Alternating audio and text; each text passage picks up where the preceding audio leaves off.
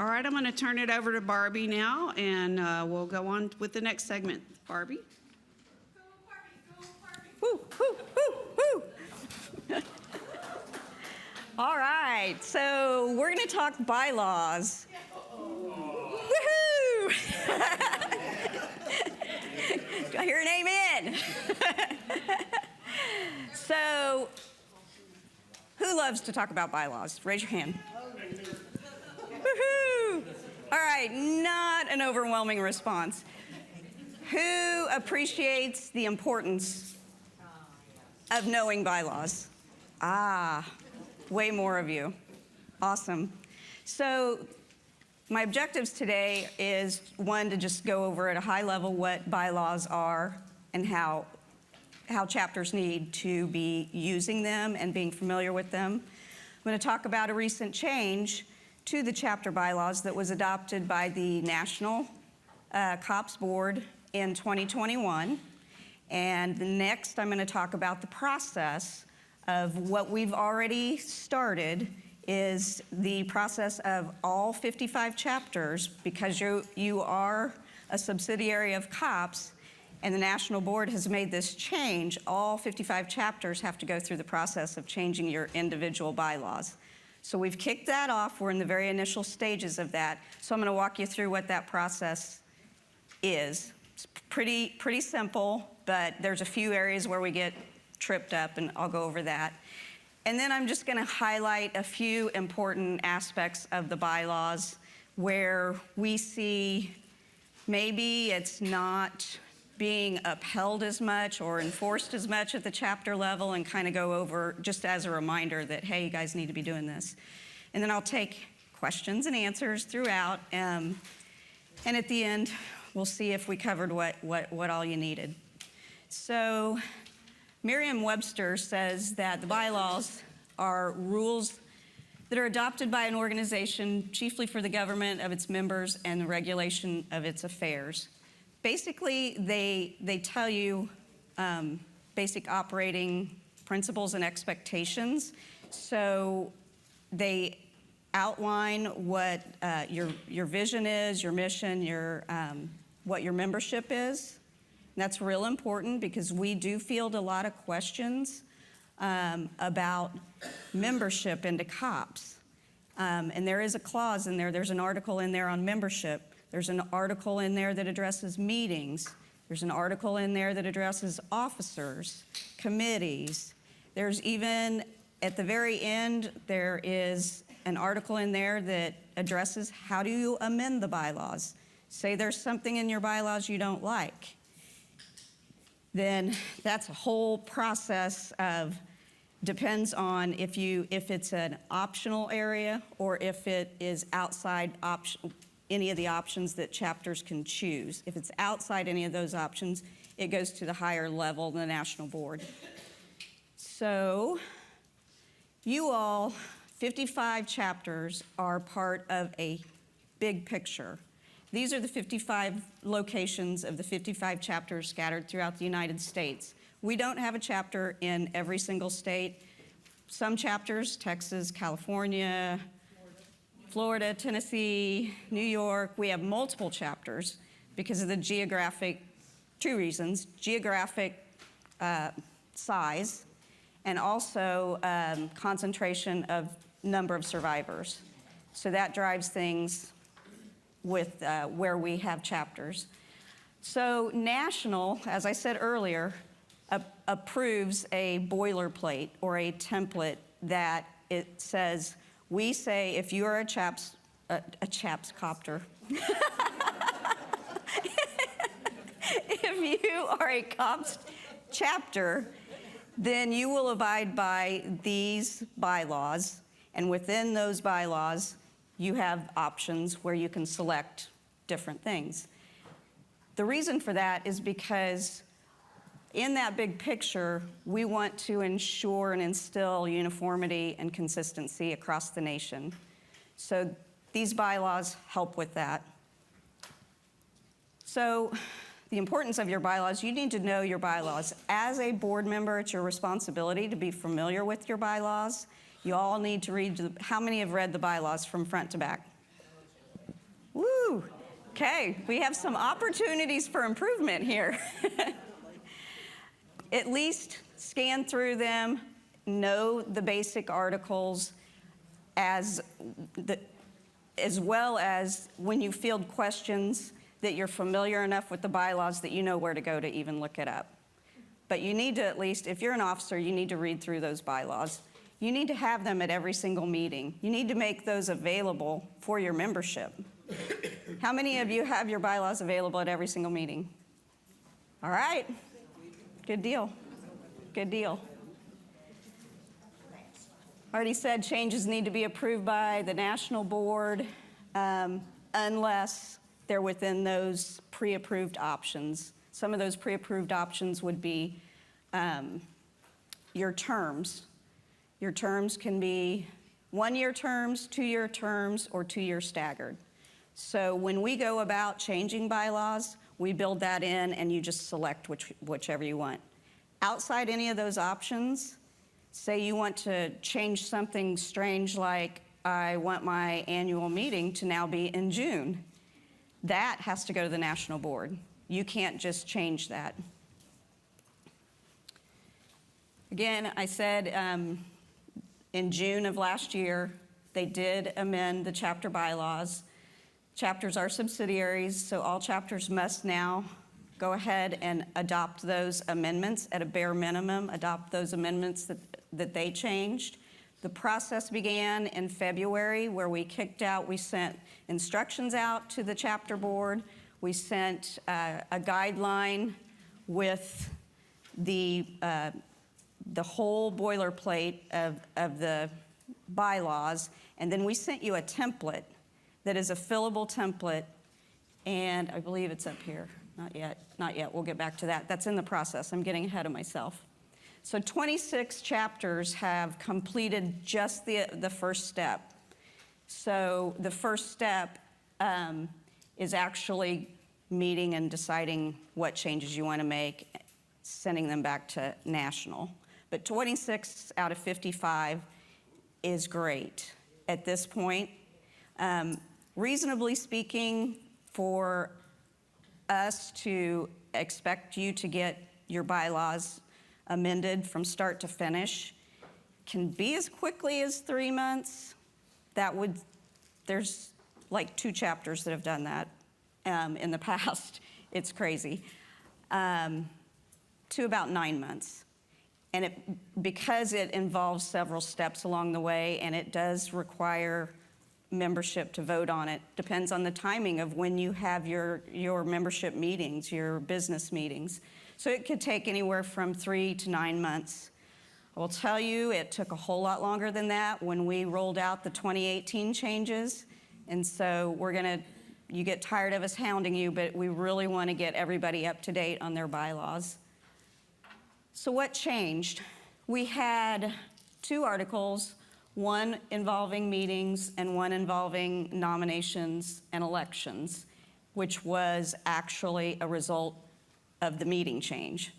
So I'm going to go over the first part of meetings with the annual meetings and voting at the annual meeting. So Section 3A states, and this is for the annual meeting. Does everybody know the difference between an annual meeting and a business meeting? Okay, I see a couple shaking no. Business meetings are held quarterly. You have to invite your membership to your minimum of 4 quarterly business meetings.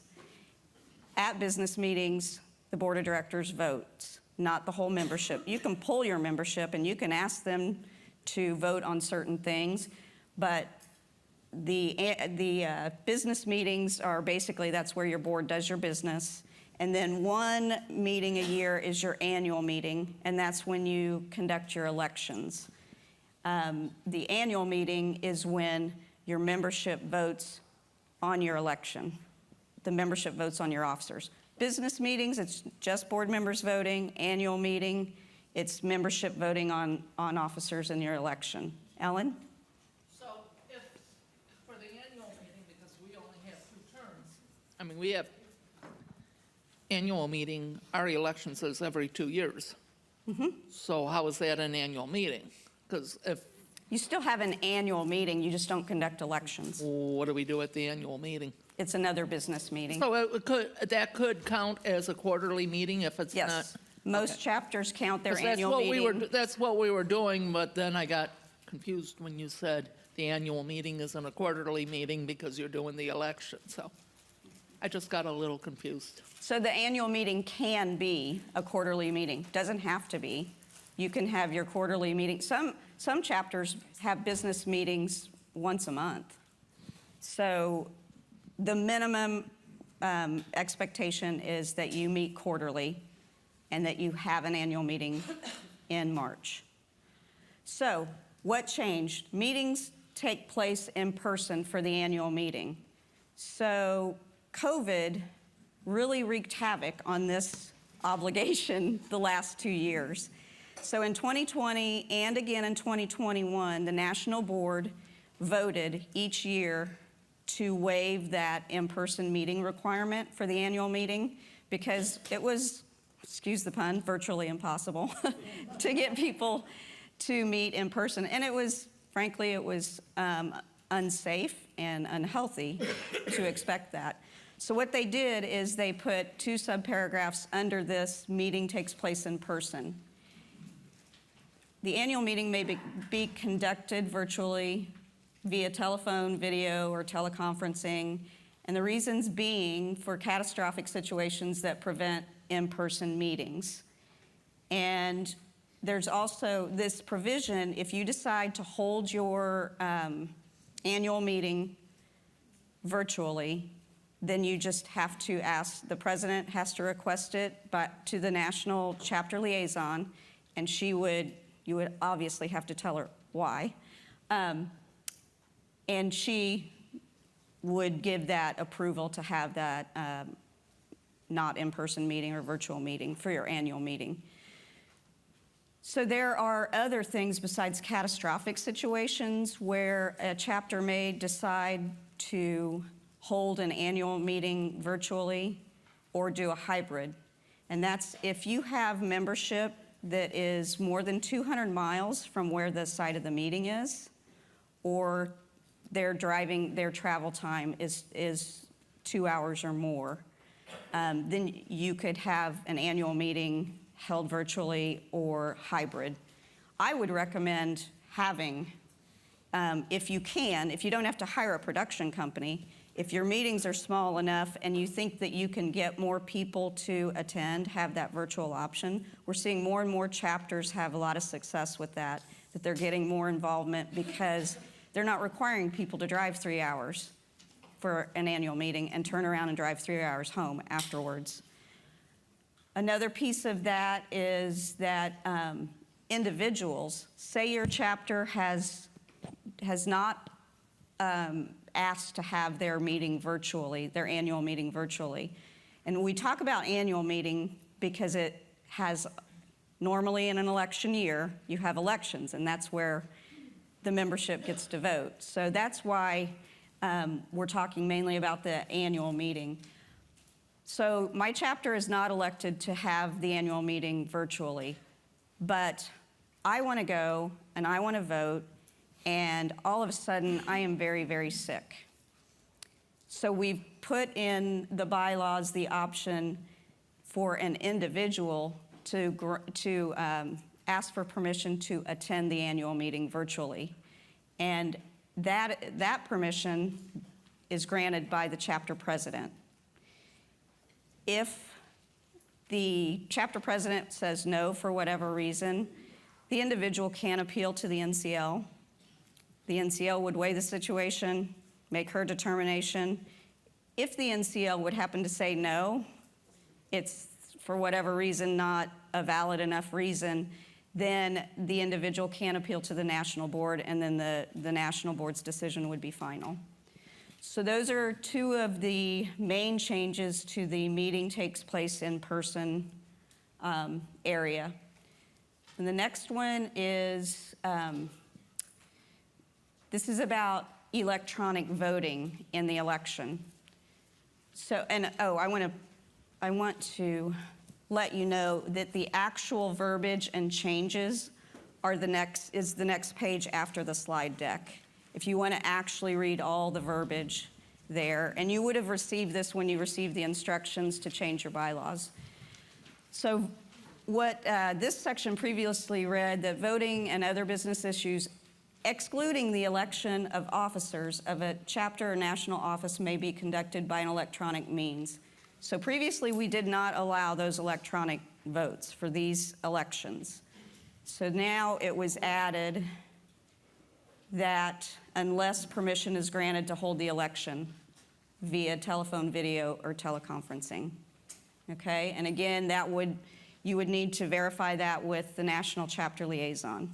So it's trying to make things simpler for you all when there are situations that come up that would prevent people from attending, and that allows the chapter to get more people participating, and it provides more satisfaction for those people that have things that come up that would prevent them from attending. Do you have any questions on that? Yes, Dave.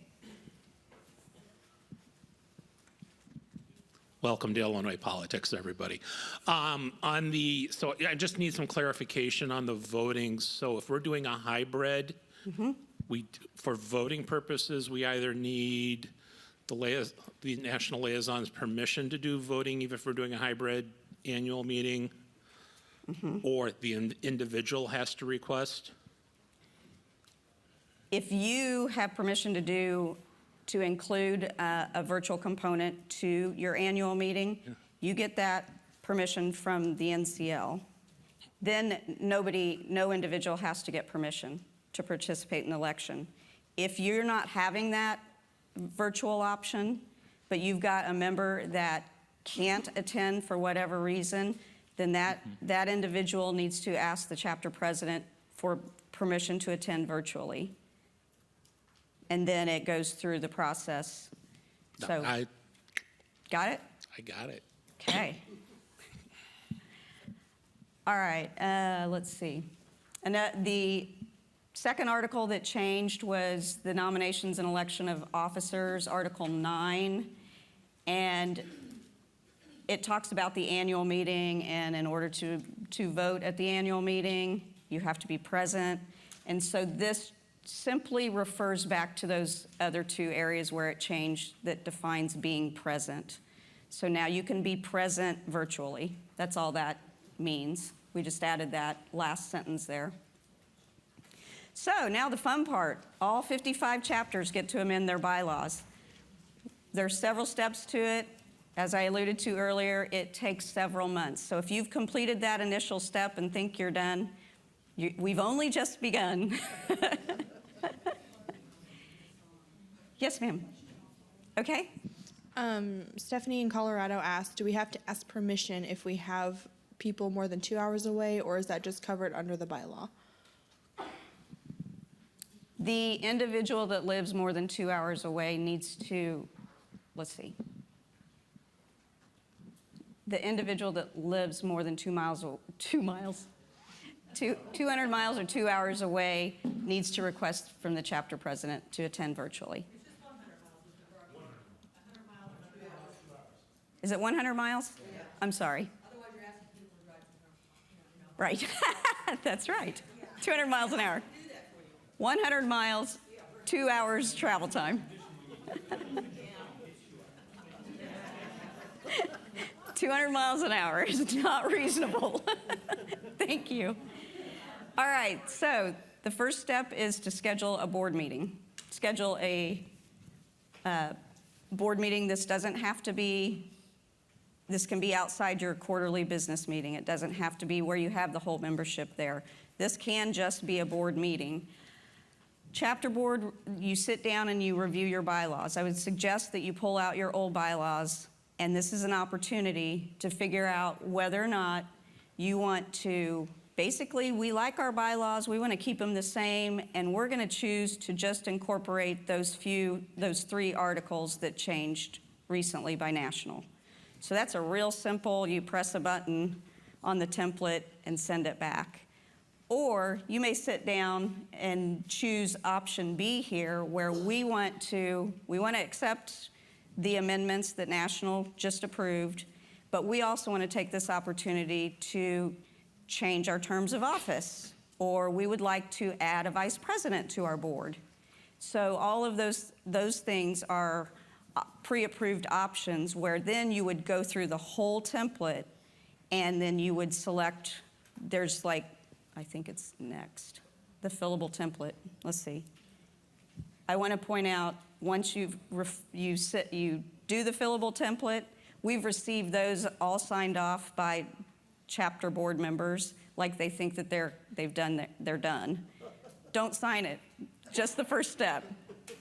So that's what the fillable template looks like. And everywhere, if you've chosen to accept the bylaws plus make additional changes, like adding a vice president, you'll go through this whole document, and everywhere that there is that blue field, that's something that has to be filled out. So you'll go through the whole document, make your choices, save it, send us that draft copy of it, okay? So the next step, the NCO will review for compliance. And what I mean by that is, there are certain checkpoints that we make sure it's all copacetic. Like in officers, you say that your trustee is a voting member. So then we go to elections, and you have the trustees as an appointed office. That will never happen. We'll push it back to you and say, okay, if you want them to be a voting member, then they have to be elected over here in this article. If you don't want to elect them, then we need to change it up here as non-voting. And that's just a safeguard to where you don't have a board appointing all their friends, or, you know what I'm saying? So those are the things that we look for. We scour what you sent back and make sure that you're in compliance. We'll prepare a real pretty copy, the official document. We'll put it in front of Diane, the executive director. She does a cursory review of it, and if she's good with it, she signs off on it, on your chapter bylaws, on the signature page. We send it back to you, and don't sign it yet. You're not done. So the next thing you need to do is announce your business meeting, who gets invited to the business meeting? All membership on your roster get invited to the business meeting. How early do you have to announce that? To all membership, not just your board. You have to get that word out to all membership.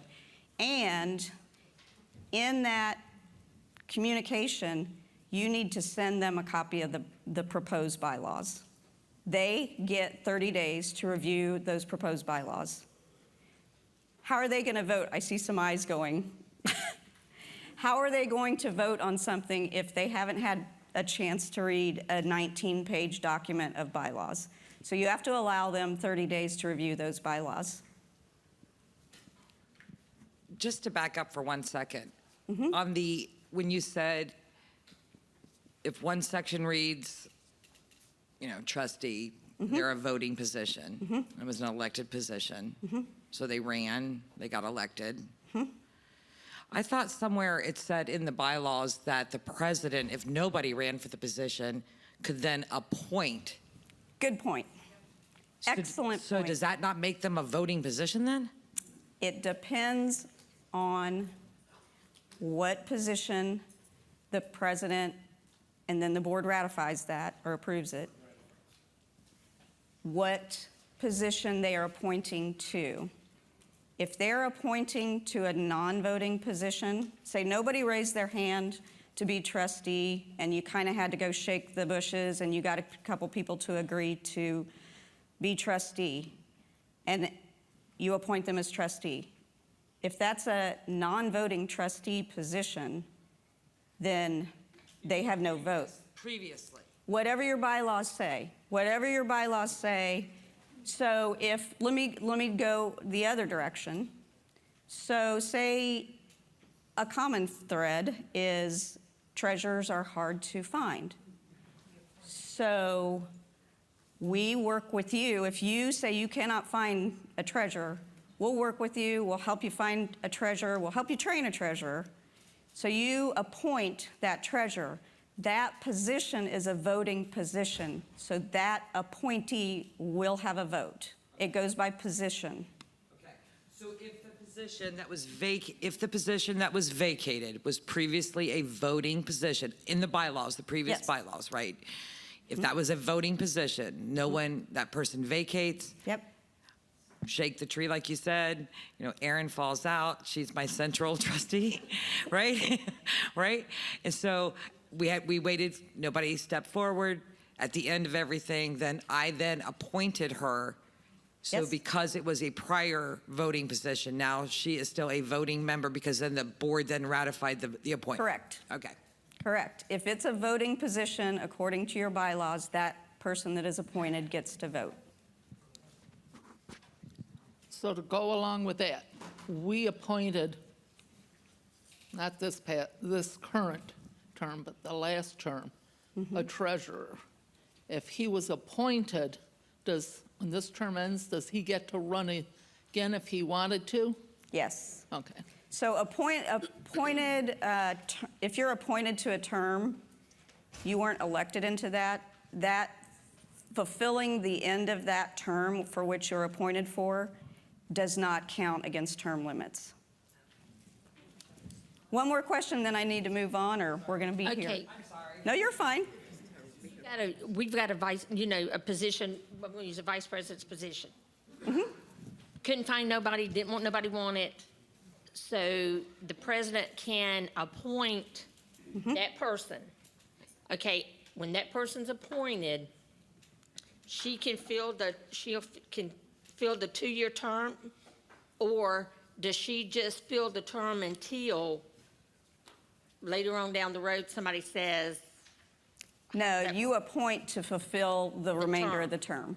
okay, and then so in the minutes, it needs to be stated that she was appointed by the president and not. And the approved by the board. Okay.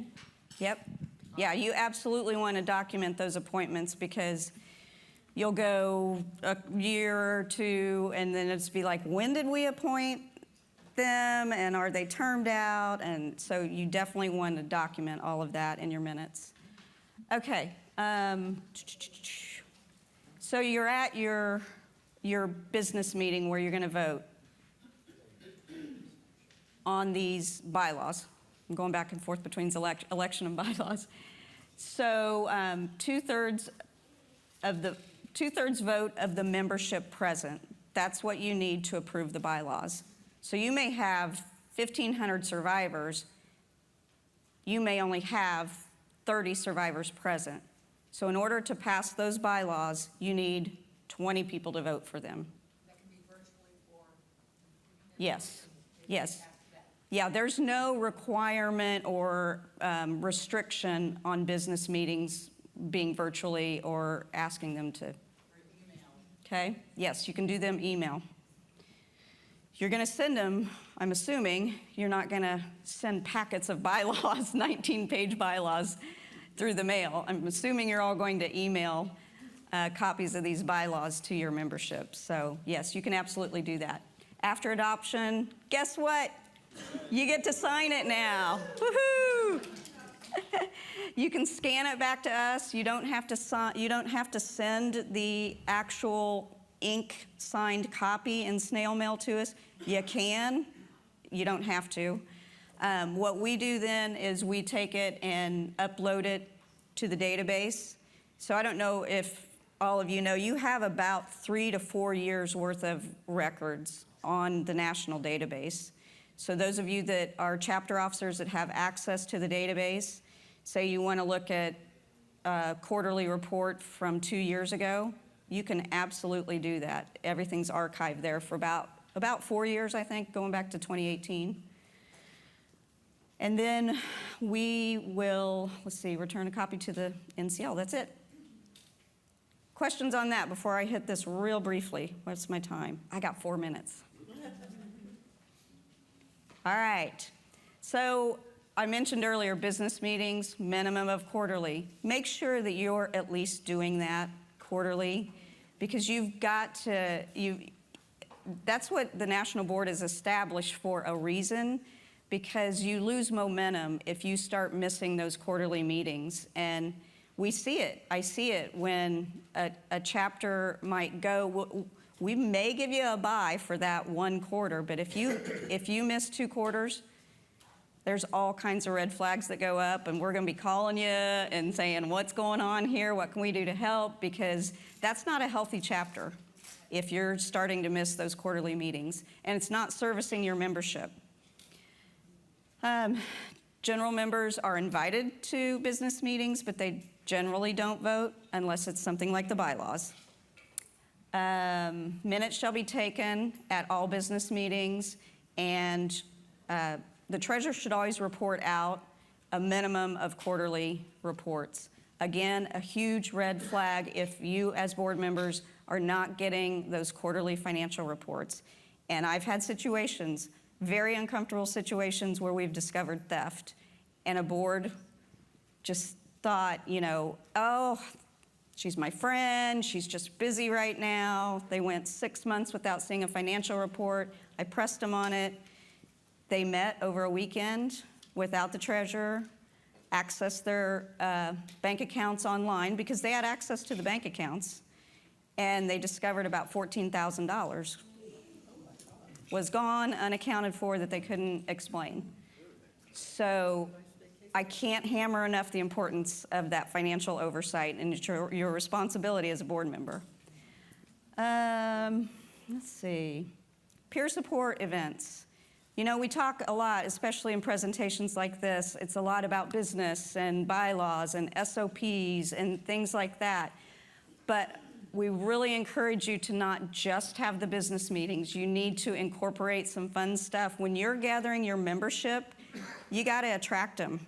You got to attract them with something fun and sweet, and do you think your membership's going to want to come and sit through a business meeting? Probably not, and that's what we hear a lot. We can't get others to come. Well, you got to build in some fun stuff. You can do those outside of business meetings. People always ask, do we have to take minutes if we're having an event? No, you don't have to take minutes for those things. Yep. And then executive session. We get a lot of questions about executive session.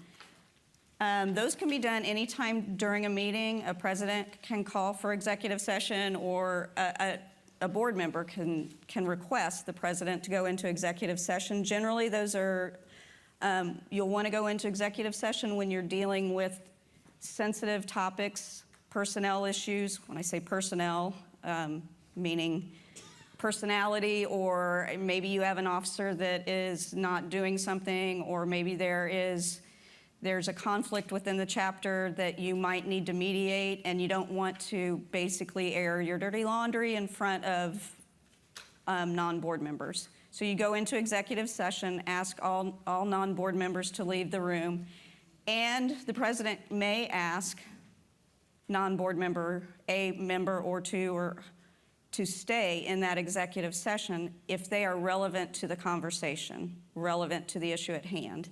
Everything happens in executive session is confidential. You don't have to take minutes at executive session. What you have to do is you have to make sure that if you took an action in executive session, you actually voted on something. You have to be diligent about making sure that when you go out of executive session and you go back into your regular meeting, that you put that action in the minutes. So you'll actually say, we've adjourned the executive session, we're back into the normal business meeting, and this action was taken. So it gets recorded in the minutes. I think I saw some hands on that. There's actually a couple on Zoom that have questions. Going back a little bit, Penny asked, can the board sign electronically? We can accommodate that. We have to We can do that. We just need to know ahead of time, and we can pre-populate that. Okay. Yep. And then Yep. Stephanie in Colorado, she has a couple of questions. Who is held responsible for theft in that type of situation where it's discovered after the fact? And then she also asked, is executive session only for voting board members? Can trustees be included in that session? I would keep it to voting board members because it's usually highly confidential things, and that it has to be usually very sensitive decisions that are made in executive session, and trustees that are non-voting don't actually have a voice or a vote in that. So I would limit it on the very conservative side at the best. And the other question was, Who's held responsible for theft in the type of situation you talked about earlier and where it's discovered after the fact? well, the person that took the money is held responsible for it. What we do, we encourage the chapters to do their due diligence and, trying to get their questions answered, and maybe there's something that they're not seeing. So you want to give the person, the individual that it appears stole the money or whatever, the right to tell their side of the story and prove their case.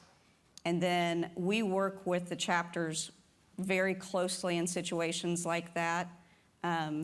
But we do, in the case I referred to, they did pay restitution and the chapter got all the money back. So, Connie? Comment. A lot of times we as chapters don't think this through, but to purchase an insurance, a bond for theft is very inexpensive, and it really is something that we should each as chapters consider doing. I would agree. Diane? Yeah, there's a dishonesty bond that you can purchase for your chapter. If you have questions about that, you can contact Amy in our office. She buys the one for our national board. There's a couple different options that you have of things that you can purchase insurance-wise there. As far as the theft thing is, keep in mind we do have a grievance policy, and certainly theft is going to rise to that level where a grievance will be filed and our national board will become involved and decisions will be made, generally in executive session about that, about how to handle that particular person's membership, whether law enforcement is involved or not. Law enforcement absolutely can be involved if there's theft, and many times would be involved if there's theft. But that's really a decision our national board would make following a grievance and the grievance committee investigating that. Right. We do a liability policy for our events and tack on a dishonesty bond. It's $239 a year. Good Well money worth spent. the insurance. Yep. All right. I just had a question about the executive Session. session. Is that something we should notify our regional trustee and bring them in to the meeting as well? Or is that something the board can just handle themselves and then later notify our regional trustee? Regional trustees don't have to be part of your executive session. There's not that level of oversight. If you want their counsel and guidance, you are more than welcome to invite them to join. Absolutely. They're a great resource. Lynn, or Dana, did you have a question? I just had recently, with a chapter, somebody approached me from a chapter outside my region even, but it was just that I was national board member, so they approached me on this. It was at National Police Week, actually. But they had said that the executive session, that they had been at a meeting and the board went into executive session because they wanted to pay bills. And I told this person that should never have happened, because when they're paying bills, you need to be there. I mean, that's okay for you to be there, and you need to be there. They can't do that in secret. So I don't know if maybe they were doing something private and it involved writing a check to somebody. I don't know what that would be, but or what the actual situation was, because I only had one side of that. But I just wanted to remind people that anything that's financial has to be done with the full knowledge of the entire chapter. And to also, if you are in an executive meeting, remember to come out of that before you go back into your regular meeting. Right, right. There's a formality to that. Also, one thing that we have to be a little bit sensitive to is reimbursements for hands-on programs and things. Some people don't want the whole membership to know that they attended a retreat, especially if they're law enforcement. So you need to, if you're paying bills like out in the open with general membership, I would say be highly, highly sensitive on those reimbursements. Yeah. I was just going to add, a lot of chapters have adopted the policy that the business meeting financial report is closer to a summary, and then my quarterly reports do go to the rest of my board. They see everything. National sees everything, but at the board meeting, I've got a summary report so the membership does not see, yeah, we wrote a check for hands-on, we wrote a lot of checks for hands-on programs, and that's all they can see. And that's an excellent practice. There's several other chapters that do that. I'm going to keep moving. We're a little over. Quorum. For business meetings, it's 2/3 of the voting members constitutes a quorum. So who votes at business meetings? Voting board members. Okay, so 2/3 of your voting board members need to be present in order for you to have a quorum. Annual meetings, it's those members that come. Like I said, you could have 1,000 members on your roster. You only have 30. That 30 is your quorum. Okay? And I think governance of members and business, know your bylaws, have them at every meeting. Changes must be approved by national, adopting newly amended bylaws. And I will caution you, because we've already had one chapter send in their template. So some of you are very savvy. We password protect the PDF fillable template because some chapters want to go in and reword sections that are not optional. And we've received one who, they didn't get around the password protection, but they did download it into a Word document. So the reason we don't accept that is because Stephanie and her team then have to go through 19 pages word for word to see what might have been changed. So if you send your bylaws back to us in a Word document, we're not going to accept it. We're going to send it back. All right. I think I answered your questions. I hope I did. Who's excited about bylaws? Woo!